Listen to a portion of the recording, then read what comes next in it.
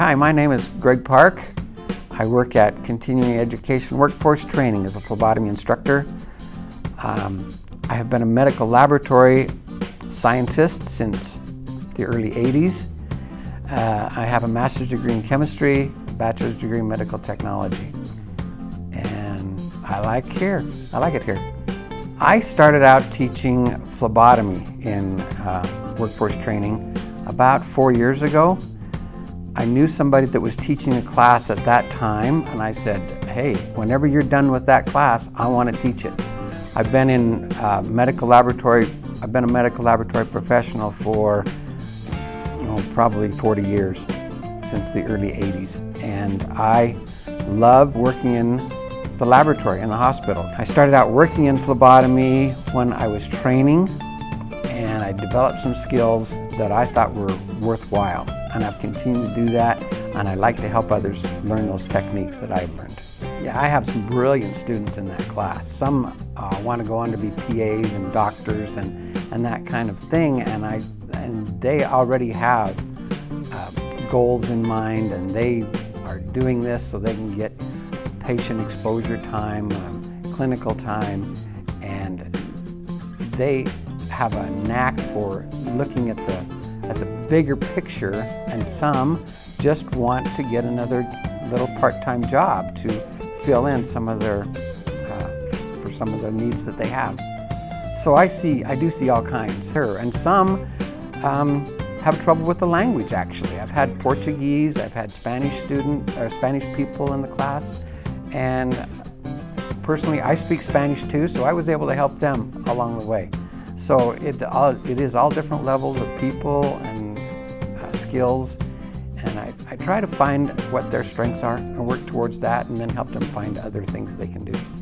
I'm a core lab coordinator, which means I oversee all the instruments that are used in the core lab: chemistry, hematology, urinalysis, coagulation.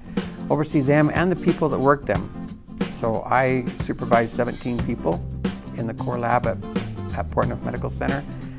I have also been active in voluntary things and paid things also, because I refereed and coached soccer in the community. I refereed high school soccer. It was a great time that I had refereeing soccer for high schools and community, and made a lot of good friends. Actually, it was part of the training that I got when I went into medical technology. I was a phlebotomist. It's just something that I thought I could use to help other people. I like relating with people. I find it a challenge to go at somebody with a needle and then they say, wow, I didn't even feel that. That's a challenge for me. And I like to do the best I can at what I do. And so when people need to have blood tests, and we all need to have blood tests one time or another, I just think it's best to have somebody with the skills and the knowledge and the ability to perform that test for those people, and they think it's not as bad as they thought it was going to be. You know, the phlebotomy is a skill, and when I first see my students in class and some of them come at each other with a needle and they're shaking, they're going crazy and they're shaking, and they say, I don't know if I can do this. I just calm them down. I hold their hand and I say, yeah, this is how you do it. And you just show them how to do it, and pretty soon they're just as capable as anybody else. Well, to be a phlebotomist, you have to have self-confidence. You have to know that you have learned the techniques, and you have to be confident in yourself, and then instill a confidence in your patient too. So they need to be confident that you are performing to the best of your ability. You've been trained. So it takes the training, it takes the skills, and it takes self-confidence.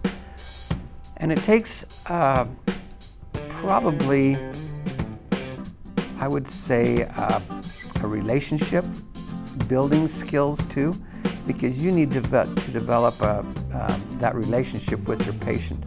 You may see the same patient 2 or 3 times a day if you're working full-time at the hospital, and you come in and they see you coming, and sometimes they say, oh, I see a white coat, and I don't like that.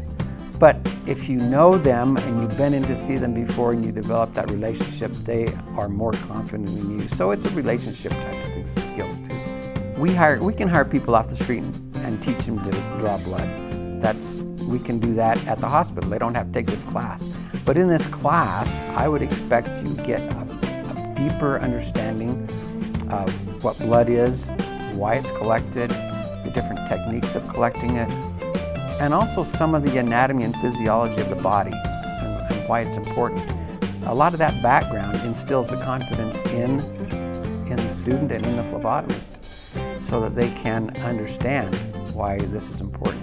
So the background to phlebotomy and to blood collection is really important, I think, more than just knowing how to use a needle. At the hospital, we look at those people that have certification because we know they have the background that we need to be an actual lab assistant in the hospital, and that's what we expect more than just going out and drawing blood. We expect them to help out in the lab. Fortunately, when we have like 10 in our class each, about every 3 or 4 months, 3 or 4 may get jobs, so it's not a lot, but they can work in hospitals throughout the region, in doctors' offices and clinics. Like I said, Red Cross, Grifols Biomat, a lot of places will take them, and if they wanted to get more skills, they can become a lab assistant, a medical lab assistant, and learn to do x-rays, learn to do blood pressures and that kind of thing. That will increase their marketability, their ability to find a job. I am a very outdoors person. I have a little dog I like to go hiking with up in the mountains. That's a great fun. We've hiked up in the mountains and got lost, but always found our way back. I like to hunt and fish. I've been out fishing most recently in some of the lakes around here. I've gotten some nice trout. Now I I'm very much a sports enthusiast. I like basketball, the Golden State Warriors. I like football, Detroit Lions. I like Cincinnati Reds in baseball, soccer, the Real Salt Lake. I follow all kinds of sports, and my wife will tell you that that's kind of something that comes between us sometimes. My family is very important, and we spend a lot of time together. We like to go hiking, we like to go camping. We like to spend time at home too. And I have a great wife. She's wonderful. And she likes to challenge me a lot of times, but I appreciate that too. It keeps me on my toes.